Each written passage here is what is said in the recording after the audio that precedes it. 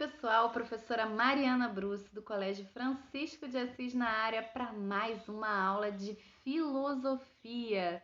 Sejam bem-vindos, sejam bem-vindas. A gente está aqui trabalhando com o tema da filosofia moderna e a teoria do conhecimento.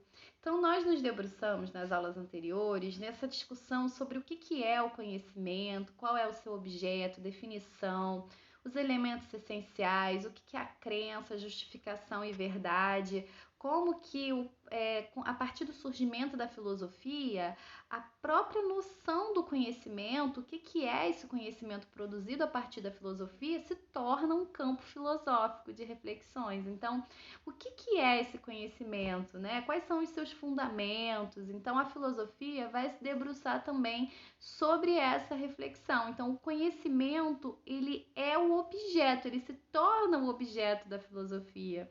A filosofia surge tentando entender os fenômenos da natureza, lá com os pré-socráticos, como a gente já viu. Na sequência, você tem várias discussões que dizem respeito também aos aspectos dos valores morais do homem, o que é justiça, o que é amor, o que é, enfim. E a partir daí, na filosofia moderna, já num contexto moderno, a filosofia ela se torna, ela se volta principalmente para o entendimento do que é todo esse conhecimento produzido, da onde vem o conhecimento. Então, nesse sentido, vão haver, obviamente, várias interpretações para explicar os fundamentos do conhecimento, né, que vão identificar diferentes fontes, da onde ele vem, como é o seu processo de construção, quais são os seus limites. Então, na aula passada, a gente falou sobre algumas das principais correntes, o dogmatismo, o ceticismo, o relativismo e o pragmatismo, que são correntes que vão trazer diferentes interpretações para essa discussão do conhecimento. Mas na aula de hoje, eu queria voltar os nossos olhos aqui para uma outra discussão, uma discussão que é mais específica da reflexão sobre a origem, assim. A questão é, da onde vem o conhecimento? E aí a gente vai ter um campo amplo de discussões sobre esse assunto que não se encerra e até hoje a filosofia é atravessada por essas discussões. Um dos principais embates da filosofia dizem respeito a esse intencionamento entre as correntes racionalistas e as correntes empiristas. Então, o que a gente está tratando aqui é dessa interrogação gnosiológica. O que é isso? A gnosis vem de origens, lógica vem desse saber racional. Então, entender realmente a origem, como surge o conhecimento. Esse vai ser o principal tema que alguns filósofos vão se debruçar e trazer algumas contribuições. Então, nesse embate entre racionalistas e empiristas, a grande pergunta que atravessa esse debate é: o conhecimento, ele provém então do intelecto, do campo das ideias, da razão, ou ele provém das experiências sensoriais, concretas e materiais? Essa é uma discussão sem fim na filosofia. E na aula de hoje a gente vai se debruçar aqui um pouco mais sobre as contribuições do Francis Bacon, que vai trazer também toda uma apresentação do que seria um método indutivo para a produção do conhecimento. Isso porque o Bacon ele vai entender que é muito importante estabelecer um método para identificar, para desvelar as leis que regem o universo, com o propósito de garantir o bem-estar da humanidade. Então, também não é o conhecimento pelo conhecimento, é o conhecimento como um caminho para alcançar o progresso, um caminho para alcançar esse bem-estar. Então, para avançar nesse sentido, seria necessário romper com o senso comum e realmente reunir forças nesse processo, nesse compromisso de produzir conhecimento a partir de uma base racional. Então, ele vai ser muito favorável à construção, à criação de centros de pesquisa, para que os cientistas de várias partes do mundo possam contribuir às suas reflexões e dividir, comparar e debater e assim promover o desenvolvimento técnico. Quer dizer, segundo Francis Bacon, saber é poder.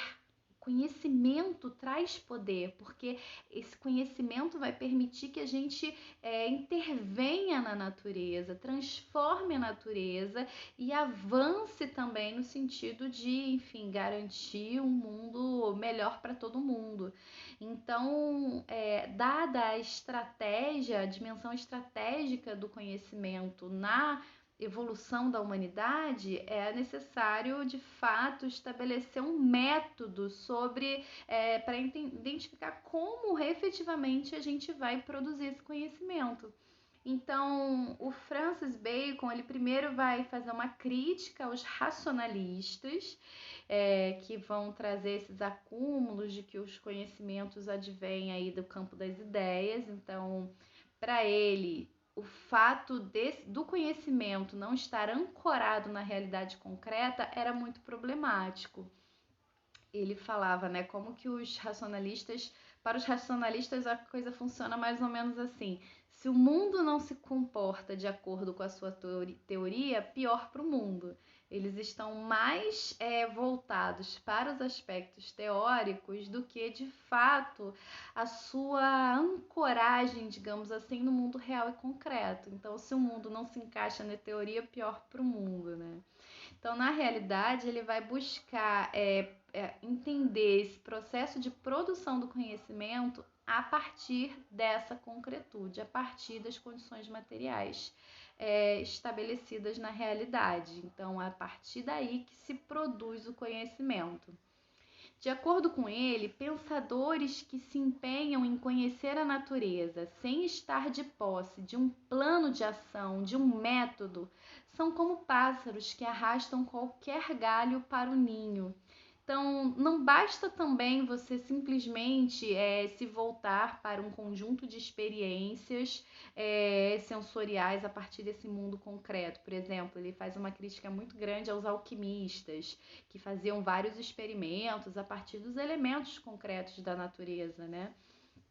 Para ele, o que de fato diferencia a produção de conhecimento científico, racional, é um método, é um plano de ação estruturado para que você possa ancorar todos esses dados coletados da natureza numa estrutura que permita a sua interpretação de maneira mais consistente. Então, o método indutivo, ele é esse exercício de você ancorar esses dados todos que você vai coletar na natureza nesse plano de ação que permite uma interpretação mais complexa da realidade, que permite, por fim, a elaboração, a produção desse conhecimento. E aí, em toda essa discussão, ele vai identificar quais são os principais desvios dos conhecimentos, quais são os principais desvios do conhecimento que nos impedem de alcançar esse conhecimento verdadeiro, que é o que ele vai chamar da teoria dos ídolos. Os ídolos são esses elementos que acabam desvirtuando o caminho da produção do conhecimento. Então, ele fala de pelo menos 4 grandes ídolos que desviam o conhecimento da sua rota. O primeiro deles são esses ídolos da tribo, que é resultado da aceitação acrítica desses dados provenientes dos sentidos, aquilo que eu falava dos alquimistas que faziam várias experiências e tudo mais. Para ele havia ali uma aceitação acrítica daqueles dados, não havia um plano de ação, não havia um método científico eficiente para refletir sobre todos aqueles dados. Então, nesse caso, teria aí então um desvio para alcançar o conhecimento verdadeiro. Há também os ídolos do foro, que derivam dos limites da própria linguagem nas suas relações interpessoais. Às vezes uma palavra pode significar coisas diferentes para pessoas diferentes, então pode haver uma confusão entre aquilo que se diz e aquilo que existe. Também é um elemento que pode atrapalhar nesse processo de produção do conhecimento. Há também os ídolos da caverna. Segundo ele, cada pessoa possui a sua própria caverna. Lembra lá da caverna de Platão? Apesar dele ser um super crítico aos filósofos clássicos, Platão, Aristóteles e tudo mais, ele traz um pouco desse pensamento, dessa reflexão da caverna para discutir a caverna que tem dentro da gente, assim, nossas paixões, nossos preconceitos, nossos julgamentos, nossos valores, que às vezes também nos impedem de alcançar esse conhecimento verdadeiro, nos impedem de enxergar as coisas como elas realmente são. E por último, os ídolos do teatro, que para ele se quer dizer os ídolos que vêm dessas teorias, dos sistemas filosóficos já criados que não dão conta de explicar a realidade. Ele gosta de pensar isso como esse teatro, porque são, na verdade, criações para explicar a realidade, mas que não são verdadeiras e que, portanto, podem iludir as pessoas no sentido delas acharem que alcançaram uma explicação, um conhecimento verdadeiro, mas na realidade elas foram desviadas dos seus caminhos. E aí, nesse sentido, era preciso também superar esses ídolos para trilhar esse caminho verdadeiro a partir de um método científico consistente, bem fundamentado, de um plano de ação que permita elaborar, produzir esse conhecimento a partir de todos esses dados que são coletados da natureza.